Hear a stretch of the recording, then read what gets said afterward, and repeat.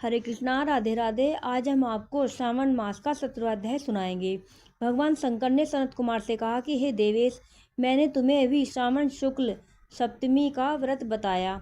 अब मैं तुम्हें श्रावण शुक्ल अष्टमी के विषय में बताता हूँ, ध्यान पूर्वक सुनो। श्रावण शुक्ल सप्तमी को अधिवासन कर अष्टमी के दिन पवित्रारोपण करना चाहिए। जो मनुष्य पवित्रा बनवाता है उसका फल कहता हूँ। पवित्रा बनवाने वाला यज्ञ, व्रत, दान तथा सब तीर्थ आदि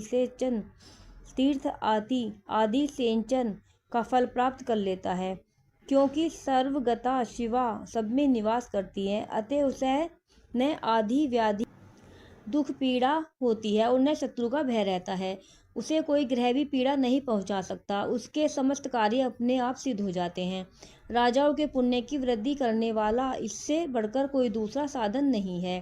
श्रावण शुक्ल सप्तमी के दिन अधिवासन करके देवी के लिए उत्तम पुष्प, फल, गंध, सब प्रकार का पूजन सामग्री लेकर अनेक प्रकार के नैवेद्य, वस्त्र, आभूषण आदि एकत्र करें।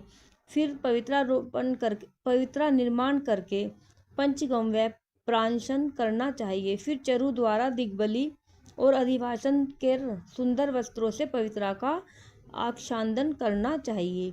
100 बार देवी के मूल मंत्र से अभिमंत्रित करके पवित्रा को देवी के सामने स्थापित करना चाहिए। देवी का सुंदर मंडप का निर्माण कर रात्रि जागरण करना चाहिए। अगले दिन प्रातःकाल स्नान करके दिशाओं में बलि देनी चाहिए। विधिवत देवी को पूजा करने के बाद स्त्रियों तथा ब्राह्मणों को भोजन कराना चाहिए तथा दक्षिणा देनी चाहिए।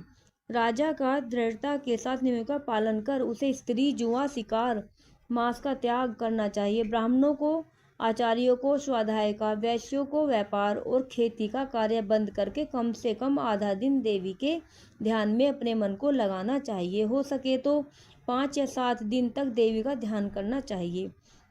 जो ज्ञानी सविधि पवित्रारोपण नहीं करता उसका पूरे वर्ष का अर्चन निष्फल हो जाता है। अतः मनुष्य को भक्तिपूर्वक देवी प्रायण होकर प्रतिवर्ष पवित्रारोपण करना चाहिए। कर्क अथवा सिंह का सूर्य हो जाने पर श्रावण शुक्ल अष्टमी के दिन देवी के लिए पवित्रारोपण करना चाहिए। इसे नित्य कर्म समझकर करना चाहिए। सनत कुमार ने कहा, हे देवादिदेव महादेव, आपने जो पवित्रारोपण बताया है उसके निर्माण की विधि ठीक से मुझे समझाइए। भगवान महादेव बोले, हे सनत कुमार, रेशमी वस्त्र, कुश या कांस से निर्मित या ब्राह्मणी द्वारा रुई से बना हुआ सूत हो चाहिए।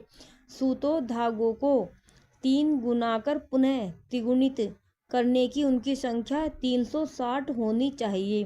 360 सूतों को उत्तम, 270 को मध्यम और 180 सूतों को निकृष्ट कहा है। जो ग्रंथि का उत्तम, 50 ग्रंथि का मध्यम तथा 16 ग्रंथि का पवित्रा कनिष्ठ होता है। 6, 3, 4, 2, 12, 24, 12, 8 ग्रंथि का कनिष्ठ पवित्रा होता है। देवी प्रतिमा की नाभि तक सीमित पवित्रा कनिष्ठ, जांघ तक मध्यम, जानु तक की पवित्रा उत्तम मानी गई है। इस पवित्रा की सब गांठों को केसर से रंगना चाहिए तथा सर्वोभद्र वेदी पर देवी का पूजन करके देवी के समक्ष कलश या बांस पात्र पर पवित्रा को रखें। 3 सूतों में ब्रह्मा, विष्णु, शंकर का आह्वान करना चाहिए।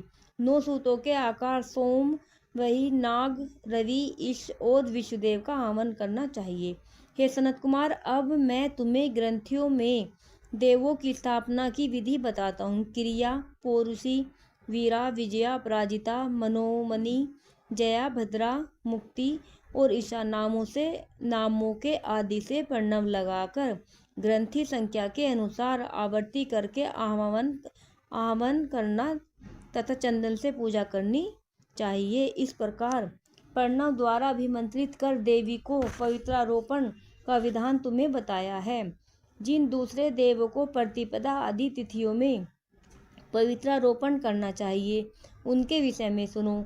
धनद, श्री, गौरी, गणेश, चंद्रमा, गुरु, सूर्य, चंडिका, अम्बा, वासुकी, ऋषि, चक्रपाणि, अनंत, शिव, ब्रह्मा और पितृ आदि देवों का प्रतिपदा आदि तिथि से पूजा करें। यह पवित्रारोपण प्रधान देवों का है। उनके सह देवों को 3 तार वाला पवित्रा समर्पण करें। श्रावण शुक्ल पक्ष एवं कृष्ण पक्ष की नवमी तिथि का महत्तम। दोनों पक्षों की नवमी के दिन यथाविधि कुमारी नामक देवी का अर्चन कर नक्त व्रत कर दूध और शहद मिला हुआ भोजन करना चाहिए। यह उपवास रखकर इस दिन कुमारी नाम से देवी का निरंतर पूजन करें। चांदी की प्रतिमा बनाकर उसमें भक्तिपूर्वक दुर्गा पाप नाशिनी का कनेर के फूल, गंध, अगर, चंदन, दशांग, धूप और लड्डू द्वारा पूजन करना चाहिए।